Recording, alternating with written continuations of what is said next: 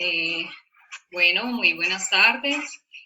Muchas gracias al Instituto Neurológico del Pacífico por esta invitación. Hoy vamos a hablar de un tema muy importante que nos atañe a todos debido a que estamos a cargo de ver estos pacientes en el día a día, y es la toma de decisiones en el adulto mayor con infección por SARS-CoV-2. Yo soy médica general de la Universidad de Santiago de Cali, médica internista y geriatra de la Universidad de Caldas. Tengo un experto universitario en cuidados paliativos y soy docente de posgrado de la Universidad Libre. Quiero mostrar una propuesta que hemos venido trabajando ya hace como 2 meses con un grupo muy importante de la Universidad del Valle, varios colegas geriatras, y también pues yo representando la Universidad Libre y un grupo de residentes, para tratar de dar aspectos básicos en la toma de decisiones en esta población. Este es como el orden de la presentación. Primero vamos a hablar de la epidemiología del impacto de la infección por SARS-CoV-2, las manifestaciones clínicas y, muy importante, el comportamiento atípico del adulto mayor, el rol de la valoración geriátrica integral, la importancia de la fragilidad en la toma de decisiones y el cuidado paliativo geriátrico. Entonces, estas estadísticas del día de ayer del Instituto Nacional de Salud, donde vemos ya hoy son más de 33.000 casos confirmados de coronavirus, pero lo que yo quiero que ustedes vean es que la proporción de pacientes infectados está principalmente entre los 20 y los 59 años, ¿sí? En nuestro país. Esto, digamos que vista de mucha literatura europea, ¿cierto? Y donde la población es mucho más envejecida de lo que es actual. Pero algo muy importante es el impacto en el adulto mayor, y esto sí está escrito en toda la literatura que ha salido publicada hasta el día de hoy, y es que el paciente mayor de 60 años tiene mayor riesgo de mortalidad, de desenlaces fatales, de discapacidad. Y esta es la estadística colombiana. Miren cómo a partir de los 50 años hasta los 89 años, la población adulta mayor está muriendo más, ¿sí? Principalmente el grupo entre los 60 y los 79 años. Esto hace que haya un cambio en las políticas públicas en cómo proteger esta población, que es mucho más vulnerable por su alta carga de comorbilidad, discapacidad, deterioro cognitivo, condiciones sociales como la institucionalización. Eh, el riesgo en el adulto mayor, digamos que si bien se ha establecido el adulto mayor que llega a una unidad de cuidado intensivo, a una hospitalización, toda la literatura científica, sobre todo la literatura europea, ha mostrado que hay un riesgo en el paciente que está institucionalizado. Y aquí vemos cómo la proporción de mortalidad es muy alta. Vemos casi incluso del 60% en algunos países, y esto nos lleva a pensar en que hay conglomerados de mayor riesgo, y estos son los adultos mayores institucionalizados. Por lo cual, si nosotros no hacemos una intervención clara, pues vamos a tener gran cantidad de mortalidad en estos centros que conocemos que en Colombia tienen muchas dificultades a nivel locativo, a nivel socioeconómico, ¿sí? Por el tipo de población vulnerable que tenemos. Este es un artículo publicado del New England, muy interesante porque muestra cómo el adulto mayor institucionalizado tiene un riesgo mucho más alto de mortalidad versus el anciano que está en la comunidad.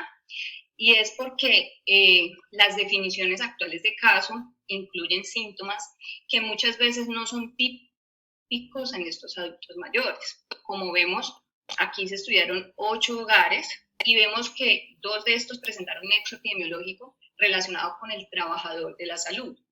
Muchas veces estos hogares entran en cuarentena, por así decirlo, lo que ha pasado, por ejemplo, en Colombia, que los hogares están totalmente encerrados, pero si el personal es un portador asintomático, entonces va a llevar esta infección a estos pacientes.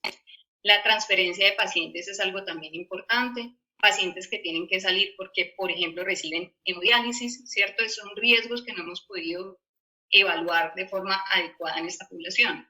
¿Qué fallas se encontraron? Que en estos países, personal sintomático asistida a trabajar, uso inadecuado de elementos de protección personal y una demora en el reconocimiento de los casos, ¿ya? Donde una mortalidad, por ejemplo, en estos residentes que fueron 54% hospitalizados y 33.7% de mortalidad, que es una mortalidad para nada despreciable. Este otro artículo muestra cómo en este país europeo hay una gran proporción de mortalidad, sobre todo esa mortalidad la ponen los ancianos institucionalizados y ellos consideran los hogares geriátricos como focos críticos de diseminación. La mitad de las muertes, más o menos el 57%, vienen de esta población. Hemos tenido algunas discusiones con colegas de otros países y ellos reconocen que hubo una falla en la política pública de proteger esta población vulnerable, a pesar de que, digamos, desde el punto de vista académico y de organización en salud, tienen más proyectos de vejez allá, más organizados, realmente se falló en cuanto a la pandemia y esto llevó a una altísima mortalidad.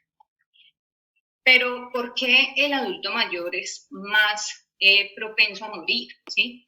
Y cómo hay algunos reportes que hemos visto hace como un mes más o menos en la revista Semana de una paciente centenaria que superó la fiebre española y esta vez el coronavirus. Entonces, aquí lo que el mensaje es que el envejecimiento no es un envejecimiento lineal en todos los pacientes, sino que el envejecimiento es algo heterogéneo en el adulto mayor y no se presenta igual en todos los sistemas. Esta publicación de esta semana es muy bonita porque lo que hace es comparar el sistema inmune del paciente joven y el sistema inmune del paciente envejecido. Y lo que muestra acá es, por ejemplo, el coronavirus que ingresa a través de los receptores de la ECA y cómo estos procesos que son de reconocimiento, activación, amplificación de la respuesta inmune y depuración de estos microorganismos en el adulto mayor se han deteriorados. Entonces, el coronavirus ingresa, las células de respuesta inmune tienen una menor capacidad de respuesta, hay inmunosenescencia que está relacionada con esa pérdida propia de la reactividad de los linfocitos C, de CD4, de CD8, las interleuquinas, el inflammaging, que es el estado inflamatorio persistente con el envejecimiento y también asociado con la enfermedad crónica, que hace que estos pacientes tengan un poco antagonismo viral, haya una replicación intensa, el paciente entre rápidamente a la tormenta de citoquinas, haya microtrombosis y finalmente mortalidad. Aquí es donde mostramos el riesgo de fatalidad en el adulto joven y en el adulto mayor y vemos cómo estos pacientes que progresan a esta enfermedad severa, que es la fase 3 y es la tormenta de citoquinas, no solamente hay factores inmunes, como lo hablamos ahorita, sino que hay otros factores de disregulación epigenética. Aquí tiene que ver todo lo que son las teorías de los telómeros, la inmunosenescencia, el inflammaging, que ya lo hablamos, la edad biológica, que puede ser mayor a la edad cronológica de ese paciente, todos los factores ambientales y las comorbilidades, a diferencia pues del adulto joven. Entonces, es muy importante entender que esta pandemia nos ha vislumbrado un problema muy grande y es, uno, que las personas que tienen mayor riesgo son aquellos pacientes adultos mayores con alta carga de comorbilidad. Yo creo que esta diapositiva ya todo el mundo está cansado de verla, ¿cierto? Y todo el mundo conoce claramente los factores de riesgo. Leía una publicación en el cual casi que comparaban los pacientes con obesidad, como vemos pues, con índice de masa corporal mayor a 40, con pacientes de 80 años, ¿sí? Y eso lo que nos dice es que no es la edad cronológica. Hay que evaluar ese adulto mayor de una forma integral y multidisciplinaria. Lo que nosotros como geriatras en Colombia no queremos que pase es lo que pasó en Italia, ¿sí? Que por encima de 70 años ya no se ofrecía un ventilador o una unidad de cuidado intensivo. Y esto lo que ha despertado es el adidismo, ¿ya? Es discriminar al paciente por edad solamente. Entonces, así como nosotros podemos tener pacientes muy jóvenes con altísima carga de comorbilidad, tenemos pacientes con una edad avanzada, pero que tienen muy buena funcionalidad. Dentro de las manifestaciones clínicas y el comportamiento atípico, esto es muy importante y cada día salen más reportes y reportes de casos de la presentación atípica en el adulto mayor. Todos conocemos los signos clásicos, ¿cierto? Pero en el adulto mayor hay más manifestaciones gastrointestinales, dermatológicas e incluso pueden aparecer como descompensación de patologías de base. Entonces el paciente puede presentar una falla cardíaca, por ejemplo, una miocarditis asociada, ¿cierto? Hay alteración del gusto, del apetito, y muy importante es que puede haber ausencia de fiebre. Entonces, en estos estudios que se han hecho en ancianos institucionalizados, se ha encontrado que las fases presintomáticas o asintomáticas, el paciente era portador, no se tuvo las medidas de aislamiento adecuadas y una diseminación rápida en estos centros. Eso ha pasado en Estados Unidos, ¿cierto? Entonces, cuando el paciente ya está sintomático, digamos que ya hemos perdido mucho tiempo, una sintomatología florida. El delirium, que es algo que nos compete a todos y también a los neurólogos, es un marcador de mortalidad. Y sabemos que el adulto mayor que cursa con un delirium en contexto de un coronavirus va a tener mayor riesgo. Aquí quiero presentarles este reporte de caso de un paciente asintomático respiratorio que se presenta con un delirio. El paciente de 73 años fue encontrado confundido de forma aguda, ¿cierto? El paciente estaba desorientado, incoherente, fue de inicio súbito, se le tomó una tomografía y todo esto salió sin alteraciones y posteriormente el paciente ya empieza a ser clínico. Entonces, es muy importante que los neurólogos estén sensibilizados con que hay manifestaciones como el delirium en el adulto mayor con coronavirus y que debemos estar alertas a que el paciente puede estar en presencia de esta infección. Este paciente tiene una PCR para COVID positiva y posteriormente al tratamiento, pues el paciente se recupera. Hay varios artículos que se han publicado ya en la última semana principalmente, donde empiezan a evaluar características clínicas propias de los pacientes adultos mayores. Este es un artículo pues descriptivo, muy pequeño, pero es muy valioso porque trata de comparar el adulto joven al adulto mayor. Y vemos aquí cómo hay una importante diferencia. Obviamente hay mayor cantidad de pacientes pues ancianos que se afectan de forma más severa. Vemos aquí cómo las comorbilidades no fueron una diferencia. Miren que las manifestaciones clínicas, pues realmente la fiebre fue más importante en el adulto mayor, en el adulto joven, perdón, que en el adulto mayor, como lo que estamos hablando ahora, y la severidad de la neumonía fue mucho más alta en el adulto mayor, ¿sí? Entonces, esta medida a través del PSI encontró que el adulto mayor tenía mayor severidad de la enfermedad. Aquí dentro de las imágenes de laboratorio, entonces, las imágenes de laboratorio, encontramos que en la tomografía el adulto mayor tenía más compromiso multilobar, ¿sí? Y en el laboratorio encontramos la linfopenia, que es una característica importante, ¿sí? La PCR más aumentada en el adulto mayor. Aquí no habían diferencias en cuanto a la función hepática ni la función renal, pero ellos hablan de que hay una gran proporción de pacientes geriátricos que cursan con coinfección bacteriana, y eso es algo que hemos discutido muchísimo los geriatras, y me ha pasado incluso, donde el paciente llega con todos los síntomas, ¿sí? Se piensa en coronavirus, pero no se inicia el cubrimiento antibiótico y el paciente puede tener piojos y pulgas, ¿cierto? Entonces, es muy importante evaluar esto. La coinfección bacteriana es algo muy frecuente en el adulto mayor. Aquí vemos pues que las comorbilidades realmente no tuvieron una diferencia estadísticamente significativa, ¿cierto? La terapia de oxígeno fue más requerida por los adultos jóvenes.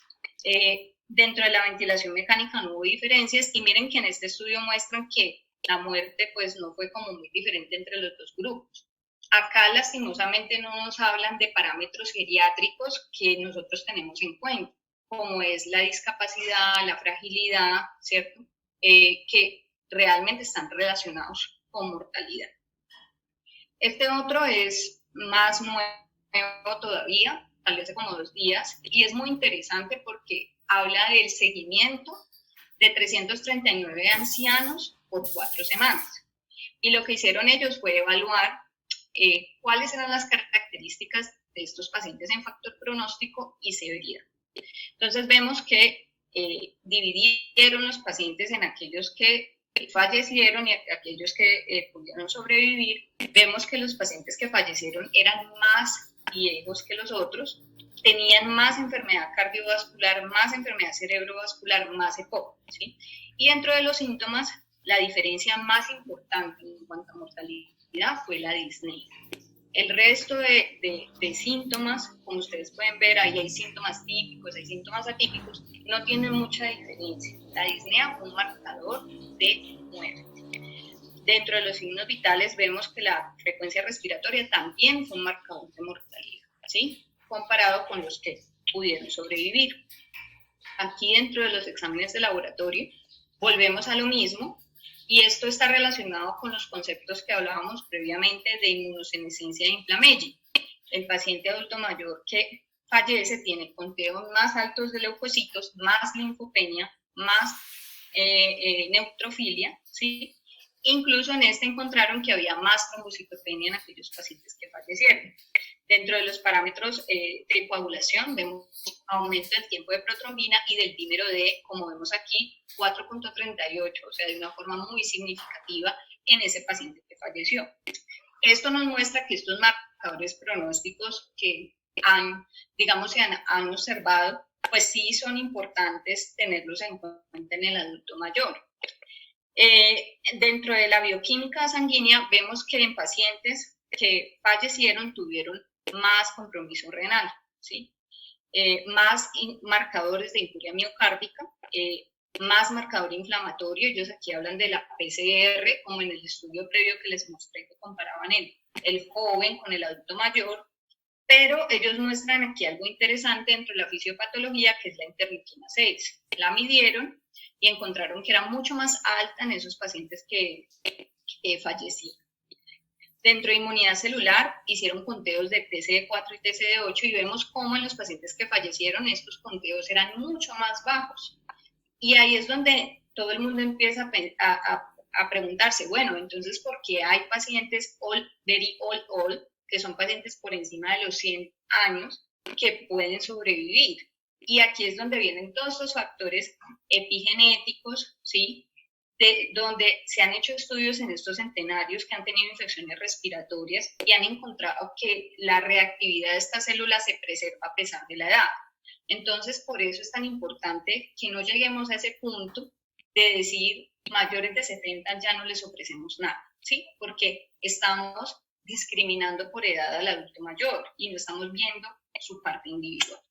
Dentro de los marcadores de bacterianos vemos que la procalcitonina también puede ser estadísticamente significativa y de hecho ya hay algunas guías que se atreven a decir que siempre iniciemos antibiótico-terapia en el adulto mayor que tiene una enfermedad de moderada a severa y que reevaluemos esa terapia antibiótica en las 48 a 72 horas, pero curamos el paciente. En el espectro de la enfermedad y complicaciones vemos que casi la mayoría estaban en un estado severo a crítico y miren cómo los pacientes que tenían estado crítico, casi el 92% de esos pacientes fallecieron. Entonces ahí es donde nosotros como geriatras debemos tener o poder replicar el modelo de valoración geriátrica integral que pueda adaptarse a todas las especialidades que tratan estos pacientes, porque lastimosamente los geriatras somos muy escasos. Entonces, lo que a nosotros nos interesa es que no haya futilidad terapéutica, ¿sí? Que no haya discriminación por edad, pero también cuando este paciente no va bien, pues podamos hacer una reorientación del esfuerzo terapéutico. Vemos que las complicaciones bacterianas, el SDRA, la injuria renal aguda, todas estas complicaciones cardíacas, ¿sí? Son más frecuentes en pacientes que fallecieron. Llamativamente el choque no fue algo estadísticamente significativo y esto pues también es interesante. La duración de la enfermedad y el tiempo de la admisión hospitalaria, miren que no hubo diferencias, se dice que más o menos fue un promedio de 10 días, tanto para los pacientes que lograron sobrevivir como aquellos que fallecieron. Pero la mortalidad se dio en un promedio de 5 días en el adulto mayor.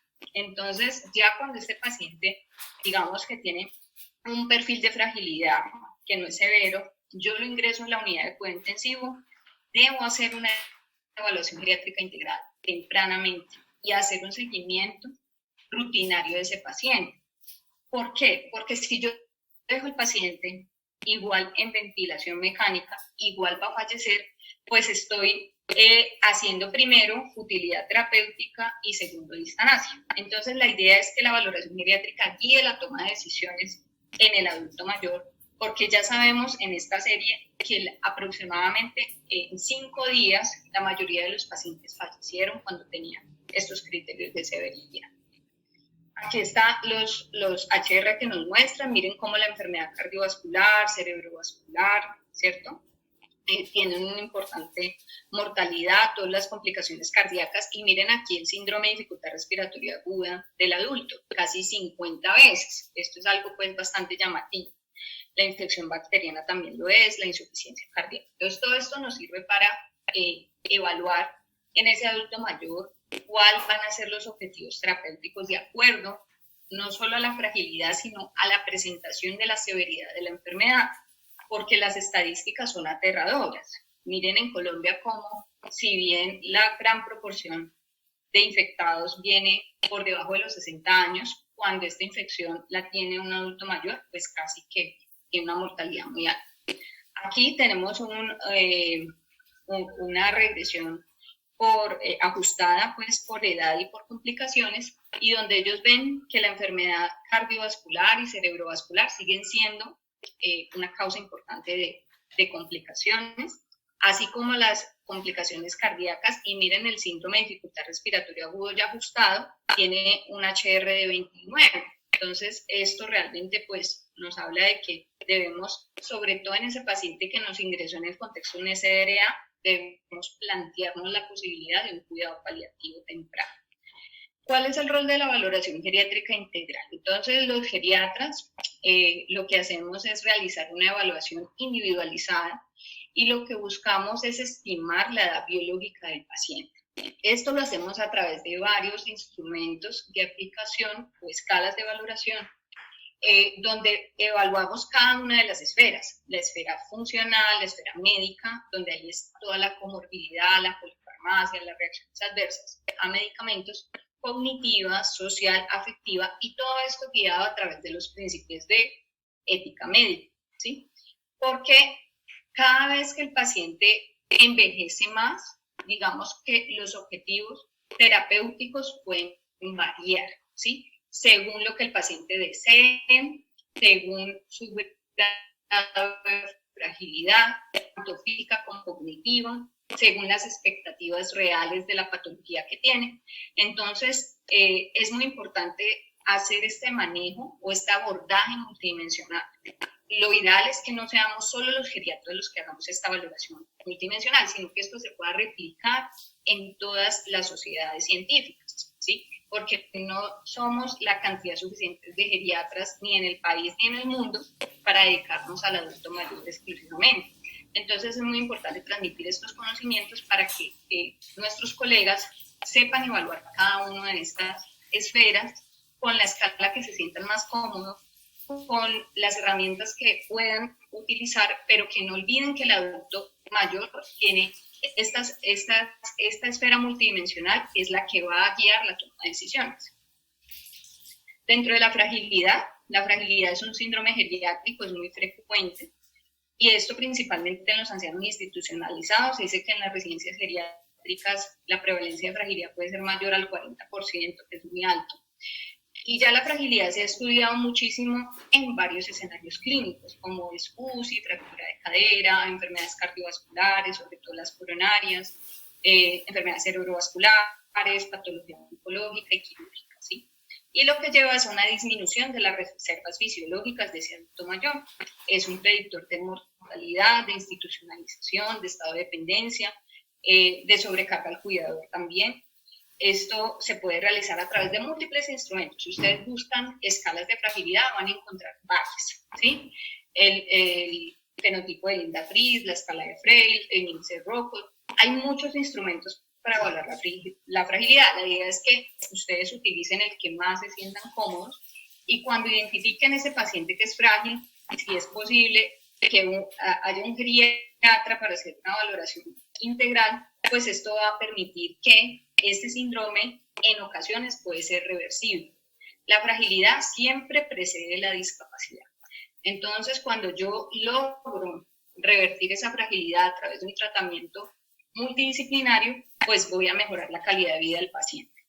Esta es la publicación que hizo la Asociación Colombiana de Medicina Crítica y Cuidado Intensivo el 1 de junio, y miren que aquí ellos hablan de que el ingreso a UCI de los pacientes se hace bajo criterios rigurosos sobre los beneficios potenciales. Ellos aquí hablan de la probabilidad de recuperación del paciente y la fragilidad y el principio de autonomía, y que este se realiza pues en todos los pacientes que tengan esta condición de COVID-19.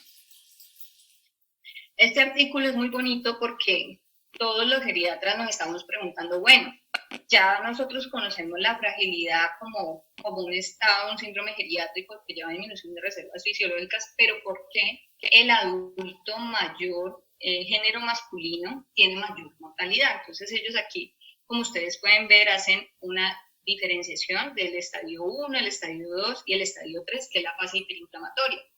Y ellos han encontrado que hay biomarcadores biológicos de envejecimiento, que es lo que estamos hablando, todo lo que es fragilidad, todo el componente inflamatorio, hematológico, todo lo que es los telómeros, etcétera, etcétera, donde observamos que los adultos mayores, que son hombres, tienen mayor, digamos, predisposición por todos estos cambios a nivel del sistema inmune, ¿sí? Que eso está en estudio, pero que se está viendo que estos pacientes realmente tienen una mayor predicción de mortalidad. Entonces vemos como aquí el paciente que tiene biomarcadores de fragilidad, pues lleva resultados adversos desfavorables, mientras que pacientes que tienen una mejor reserva fisiológica, una menor edad biológica, su edad cronológica, pues van a tener unos resultados más favorables.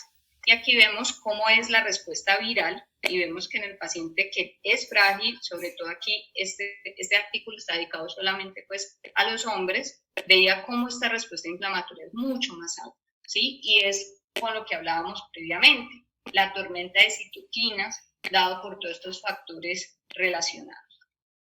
Entonces aquí es donde nosotros tenemos que adecuar la intensidad asistencial, porque vamos a llegar en algún momento a la fase 4 de pandemia, donde no vamos a poder tener disponibilidad de servicios para todos.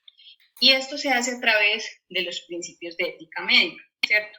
Entonces, siempre evaluar los resultados, si la priorización es salvar muchas vidas o salvar solamente años de vida, y la edad no debe ser únicamente el elemento a considerar. Digamos que en esto nosotros tenemos ciertas diferencias con nuestros colegas los bioeticistas porque consideramos que el hecho de definir un límite de edad, primero está discriminando al adulto mayor y segundo, no está evaluando al paciente de forma multidimensional, porque yo puedo tener un paciente de 40 años que ya está en inmovilidad, por cualquier razón que está en dependencia severa, y puedo tener un paciente de 80 años que todavía trabaja, juega tenis, tiene un rol social para su familia. Entonces, llegar a los límites de edad, pues pienso que no es lo más favorable y es lo que ha pasado en el resto del mundo. ¿Sí? En el resto del mundo se definió mayor de 70 años no ingresó a UCI. Entonces, esto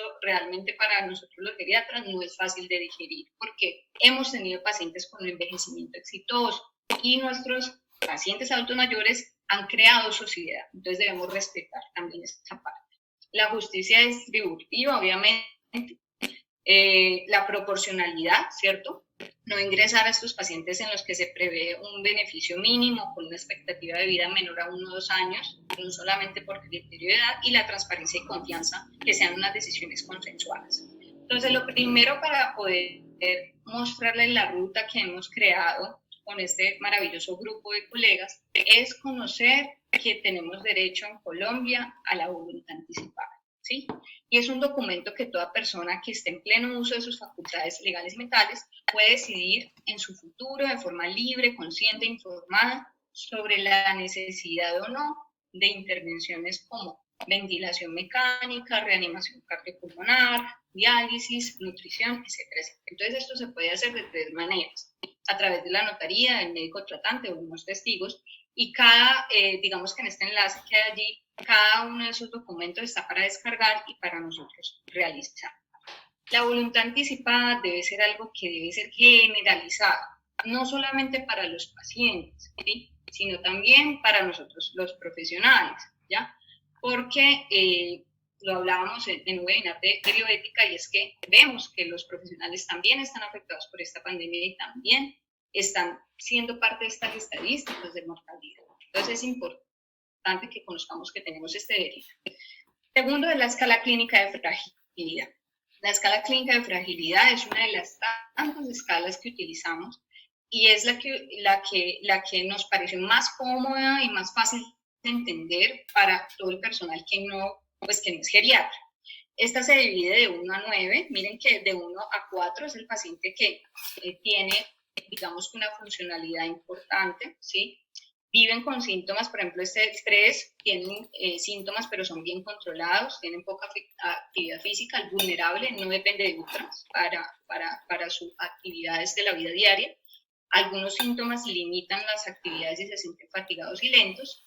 El 5 y el 6 son aquellos que ya requieren alguna ayuda en las ABC instrumentales, y el grupo de 7 a 9 es aquellos pacientes que ya tienen una dependencia muy importante en su ABC físico y que ya tienen pues una enfermedad propia ya avanzada, en el cual ya están en una fase pues avanzada de enfermedad, un pronóstico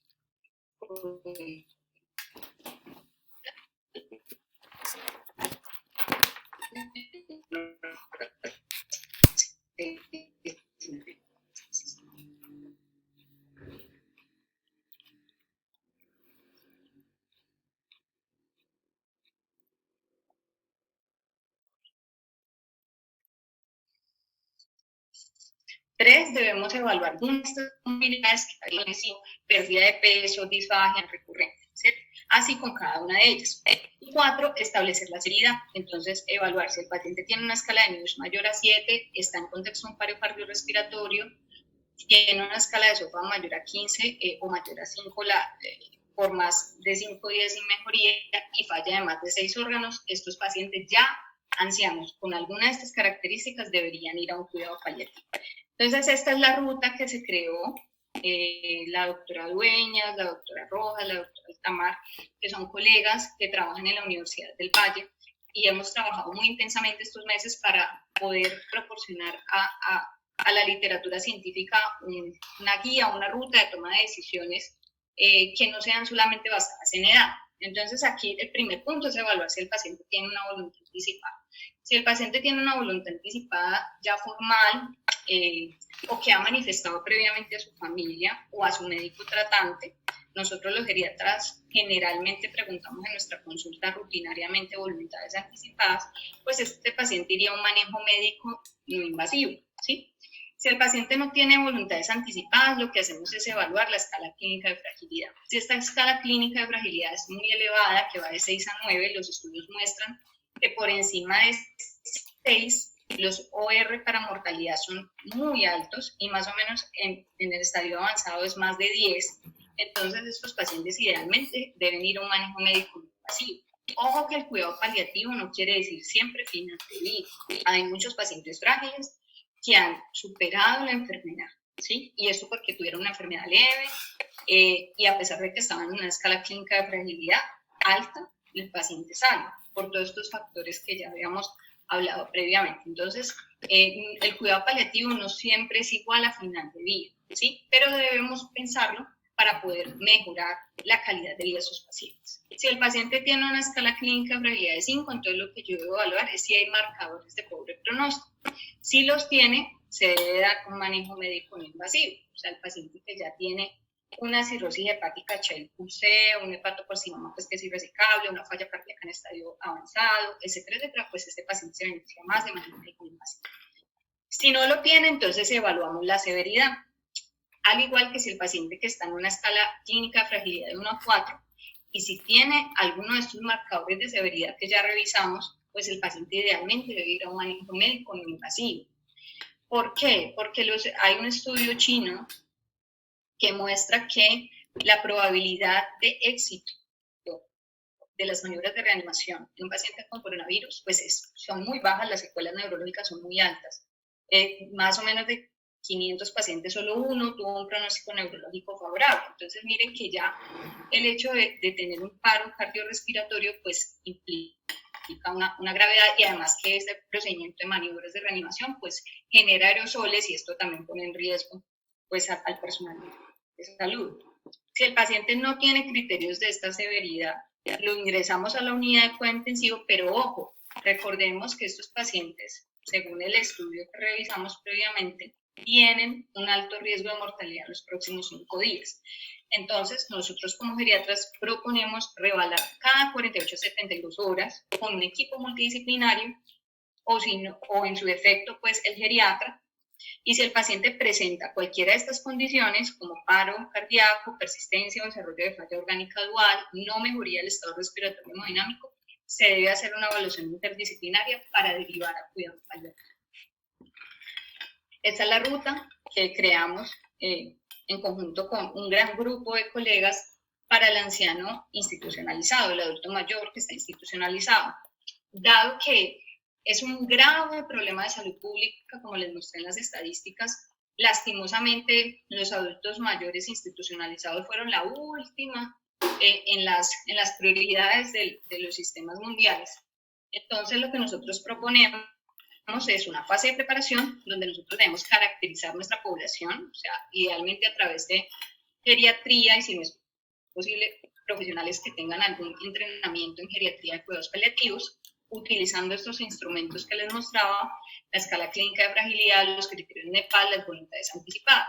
Si el paciente ya es un caso probable, este paciente debe ir a una zona de transición, debe notificarse al CRU, y el paciente debe evaluarse en qué grado de fragilidad está, ¿sí? Si tiene una escala clínica de fragilidad de 1 a 4 y no tiene voluntades anticipadas, y el NEWS, que es la escala que nosotros evaluamos para mirar el estado de emergencia de este paciente, es positivo, pues debe enviarse ese paciente a un nivel 3, ¿cierto? Si el paciente tiene una escala clínica de fragilidad de 5, pero tiene criterios NEPAL positivo, debe ir a manejo médico invasivo. Si estos criterios NEPAL son negativos y el paciente no tiene voluntades anticipadas, debemos hacer todo el manejo médico con uso y ventilación, pero ojo que reevaluando, porque acuérdense que la escala de fragilidad 5 es un 50-50. Los estudios han mostrado que en 12 meses el 50% de estos pacientes ya han fallecido. Entonces es muy importante en este estadio 5 reevaluar. Si el paciente está en una escala clínica de fragilidad de 6 a 9, ya va directamente a un manejo médico no invasivo, y ojo que el diagnóstico diferencial es muy importante, ¿sí? Yo tuve un caso de una paciente con tuberculosis multirresistente que se enfocó como un coronavirus, por ejemplo. O sea, no nos olvidemos que si bien estamos en pandemia, existen otras enfermedades que tenemos que estar alertas, y sobre todo en el adulto mayor, en los cuales los síntomas pueden ser muy atípicos. Entonces, este paciente se irá a un manejo de acuerdo al nivel de severidad, como ya lo explicamos, ya sea nivel de alta complejidad o mediana complejidad, y la idea es una valoración por medicina interna o geriatría en ese centro hospitalario.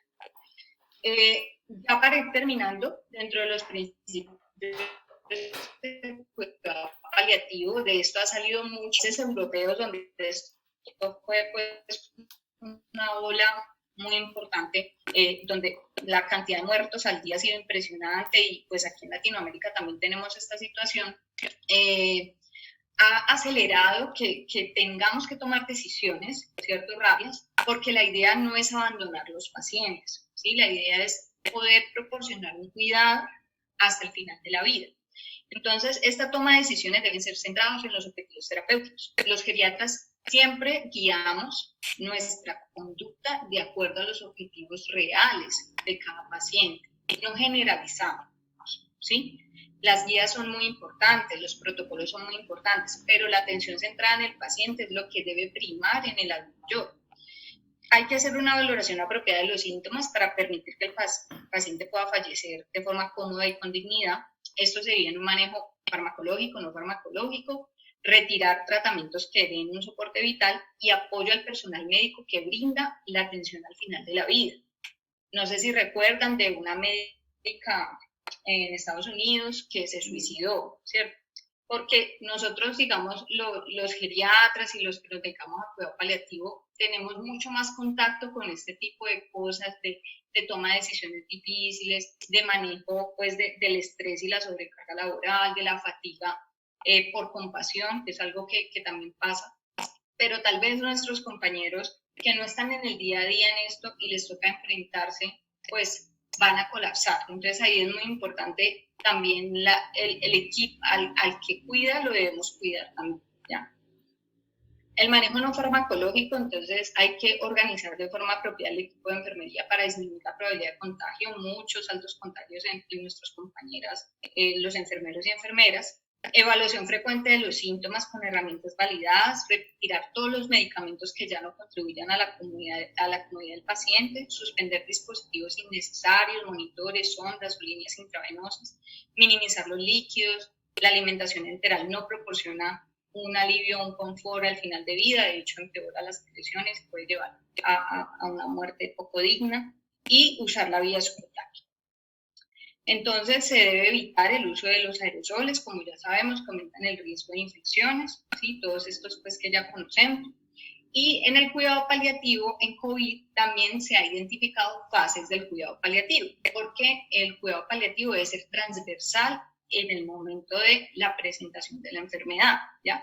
La disnea es uno de los principales y la tos, síntomas que generan disconfort a los pacientes. Entonces debemos manejar la disnea y la tos en estos pacientes. Ya cuando el paciente está en cuidado paliativo hay 3 fases. La fase estable, donde el paciente tiene una escala de INEOS menor a 7, una frecuencia respiratoria menor a 25, una saturación por encima de 88. Entonces aquí lo que ellos dicen es que hay que evaluar los signos vitales una vez por turno, evaluar todas las áreas de presión, las medidas antiescaras, intensificar la comunicación con la familia y miren todos los medicamentos que podemos utilizar para el manejo de los síntomas, hay cada uno. La morfina como el opioide pues reina en manejo de estos pacientes, pero también la hidromorfina en caso de que haya injuria renal o falla hepática también nos puede ayudar. La fase inestable, que es el paciente que ya va entrando en este proceso de deterioro, es aquel que tiene una escala de INEOS mayor a 7, ya tiene una frecuencia respiratoria por encima de 25 y ya está más desaturado. En este paciente, lo que hay que evaluar es si hay esfuerzo respiratorio. Debemos informar a la familia que el paciente ya está en una fase final y si es posible proponer la visita. Digamos que el duelo en épocas de pandemia se ha visto muy afectado porque nosotros como geriatras y los que también hacemos cuidado paliativo geriátrico, pues vemos el proceso final de vida como un ritual, ¿cierto? Un ritual que debe ser acompañado por los seres queridos. Y lastimosamente esta pandemia nos ha enfrentado a escenarios en los cuales no podemos tener acompañantes al lado, ¿cierto? Entonces es muy importante utilizar las tecnologías, ¿cierto? Las videollamadas, permitir que un familiar, por lo menos un familiar, esté al lado del paciente, por lo menos pueda expresarle algunas palabras. Nosotros hablamos de abrazar con la mirada, ¿cierto? No nos podemos tocar, pero nos podemos abrazar con la mirada. Entonces es muy importante informar a la familia, explicarle si es posible, permitir la visita. Aquí ya utilizamos la vía intravenosa subcutánea.